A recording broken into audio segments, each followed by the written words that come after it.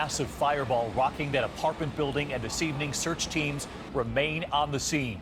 The investigation now into what caused this. Also breaking tonight, the new roller coaster accident, this time a 3-year-old airlifted to the hospital.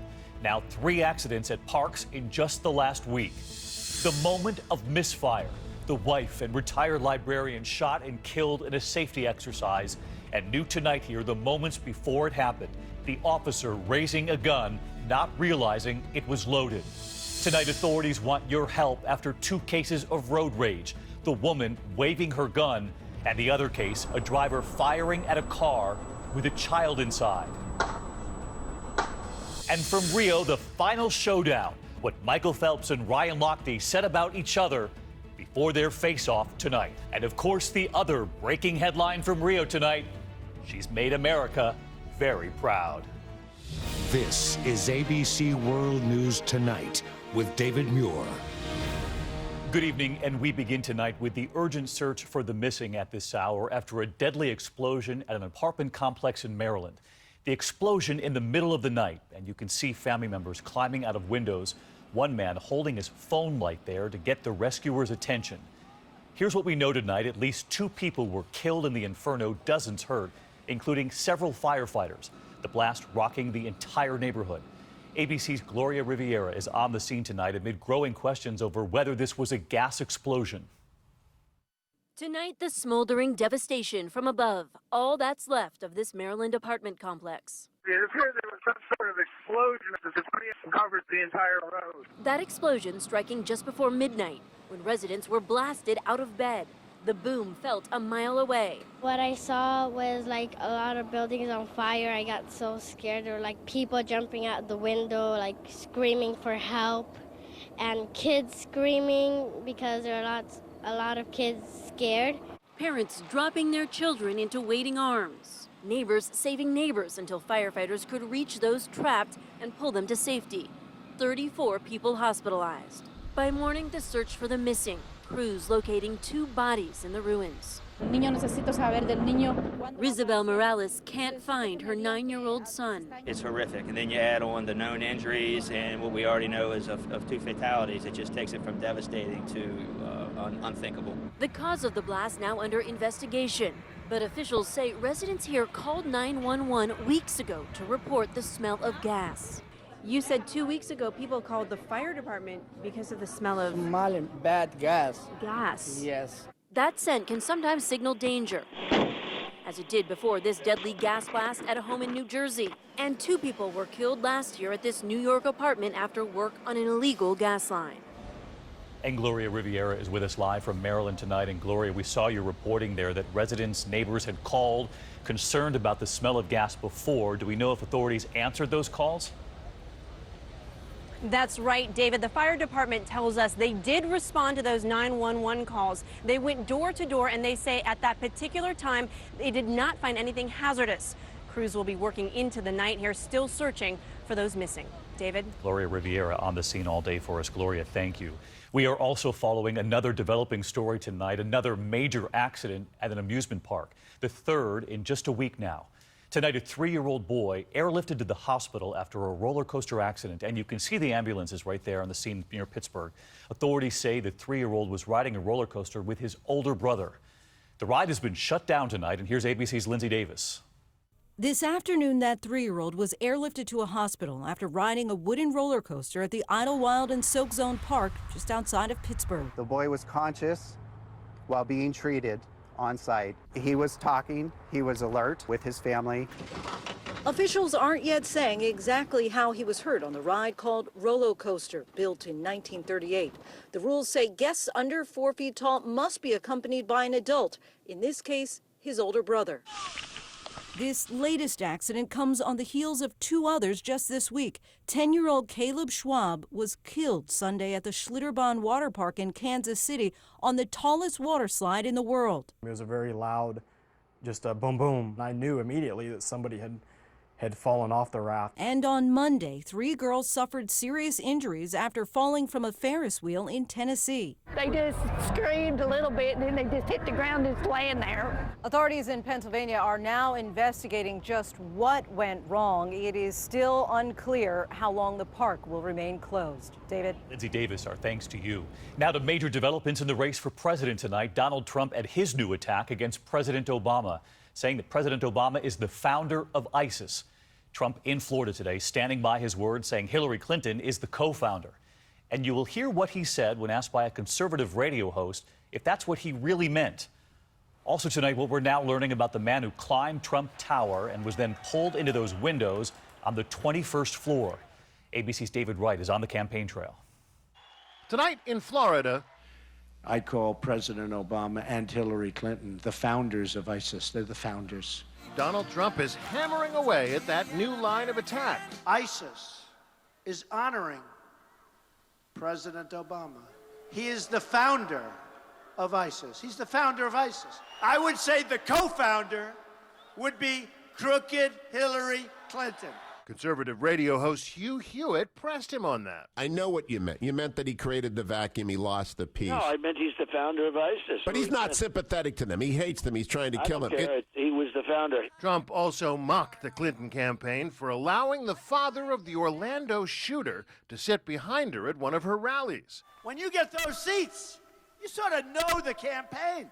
But right behind Trump, how many of you people know me? Is Mark Foley, the ex-Florida congressman who resigned in disgrace for sending sexually explicit messages to young pages. The Trump campaign struggling to recapture the dominance he enjoyed in the primaries. By the way, 4 times on the cover of Time magazine over the last number of months, which is amazing. This week, he's got the Time cover again, Meltdown. Not exactly the headline you'd want. Ohio's very close, but we need help. Today at a religious roundtable, Trump asked for help. We're having a tremendous problem in Utah. And in an interview, even entertained the idea that he might not win. It's either going to work or I'm going to, I'm going to have a very, very nice long vacation. All right, David Wright with us live tonight. And David, you also have new reporting on a new letter tonight from more than 70 Republicans asking the Republican Party to stop funding Trump's campaign. David, the letter says every dollar spent on Donald Trump's campaign is a dollar of donor money wasted. Needless to say, the Republican National Committee is unlikely to agree. David. David Wright with us live tonight. David, thank you. And it was while we were on the air last night here, we watched that man scaling Trump Tower, pulled in through those windows on live television. Tonight, he's under arrest. And here's ABC's Gio Benitez. Tonight, new details emerging about the young man who climbed Trump Tower, hoping to get a private meeting with Donald Trump. The climber transfixing the city during the 3-hour ordeal. Police taking out a window pane to head him off. When he got to the 21st floor, police ordering him to come inside. He refuses and grabs onto that building. Officers then reach out and grab him. They pull him in safely, ending the spectacle. Here you see him just after the arrest inside an Ivanka Trump shoe store. Police immediately taking him to the hospital for a psychological evaluation. His name, Stephen Regatta. The 19-year-old posted this video manifesto on YouTube just a day before. I'm an independent researcher. A close family friend telling us she's never known the young man to be obsessed with politics. We're shocked. We didn't even know he climbed. And David, tonight Regatta is still in the hospital, but he's officially been charged with reckless endangerment and criminal trespassing. David. Gio Benitez with us in Manhattan. Gio, thank you. Meantime, Hillary Clinton tonight far from Trump Tower and wasting no time fighting back against Trump. Her campaign saying Donald Trump has, quote, an aversion to the truth after he labeled the president the founder of ISIS. Meantime, Clinton and her Olympics strategy. ABC's Cecilia Vega in Michigan. Hillary Clinton in a Detroit factory today, painting her opponent as an out-of-touch rich guy. He wants America to work for him and his friends at the expense of everyone else. Clinton blasting Donald Trump, even using the Olympics to take political shots, arguing Trump's ideas for the economy are based on fear. If Team USA was as fearful as Trump, Michael Phelps and Simone Biles would be cowering in the locker room, afraid to come out to compete. Instead, They're winning gold medals. America isn't afraid to compete. Clinton's camp pouring more than $13 million into TV ads airing as America goes for the gold. And those companies that move overseas, she'd charge them an exit tax. The score so far, $56 million to $0. That's what Clinton is spending on general election TV ads. Trump, not a dime. Clinton is getting a little bit nervous. Crooked Hillary, she's getting a little bit concerned. I said, that's okay. That's okay. We sit back and wait. Cecilia Vega with us live tonight from Detroit. And in addition to those Olympics ads, Mrs. Clinton also trying to put pressure on Trump tonight for not releasing his taxes, Cecilia? They could come, and her taxes could come as soon as tomorrow. The 2015 taxes, 10 years worth for Tim Kaine, too, David. They are definitely trying to put the pressure on here. All right, Cecilia Vega with us as well. Thank you, Cecilia. We are learning new details about the accidental police shooting of a 73-year-old wife and retired librarian in Florida. Her husband right there in the room. It was a community safety exercise, and we have new images of the officer posing as the attacker while conducting that safety workshop. Police saying his gun was not supposed to be loaded. ABC's Philip Mena tonight as we hear from that woman's husband for the first time.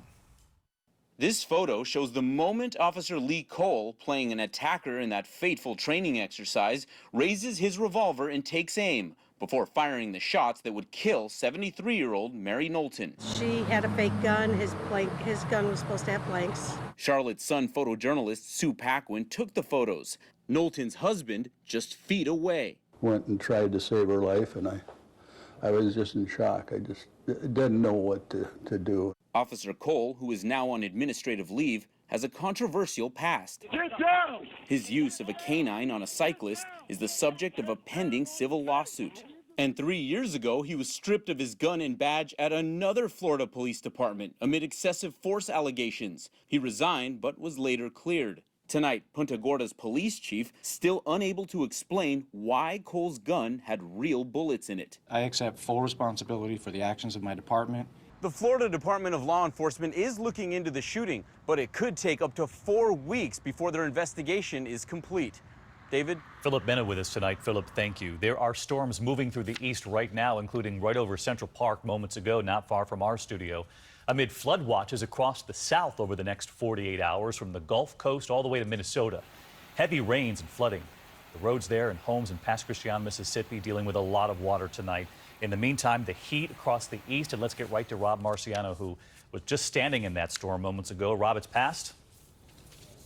It's passed, but it was pretty intense when it came through. And like many areas, when it rained, it came down heavily. We got a lot of moisture in the air, so we've expanded the flood watches tonight across northern New England and also across Iowa, where there's severe thunderstorms rolling through that area. And our stubborn Gulf Coast low continues to sit and spin. Over 8 inches of rain falling in some spots. Look for another 5+. I think it'll rain there right through Saturday. As you mentioned, the other big story is the heat. We have heat advisories now up from the Gulf Coast through the plains, from D.C. to Philly, all through Boston. Tomorrow's highs again will be in the low to mid 90s. With the humidity, it'll feel like over 100 degrees. So with rain like today coming through, I got to be honest, David, that feels pretty good. All right, come on back inside, Rob. Thanks so much. In the meantime tonight, we turn now to a foiled terror plot near the Canadian border.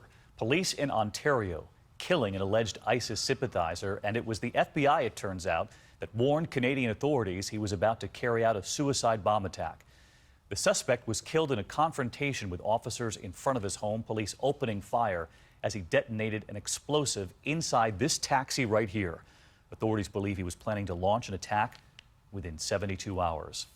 We are going to turn next tonight to Rio. 2 friends about to face off tonight, and a shining star making America very proudly today. ABC's Matt Gutman on the gymnast with the golden touch.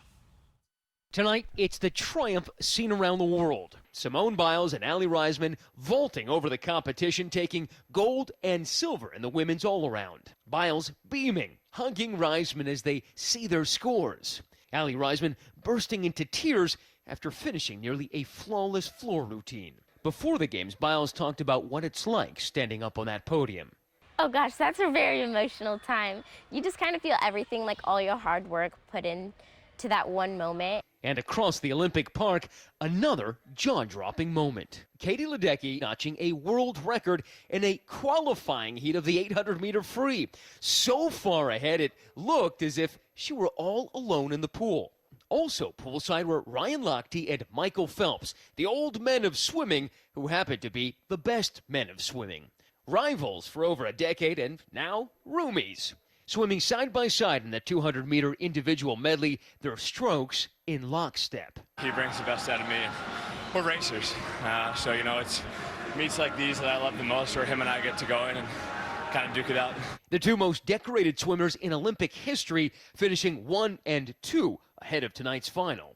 Of course, they want to beat each other in the water, but outside of the water, they're just best of friends, and you can see up on the podium when they're even laughing. It's great.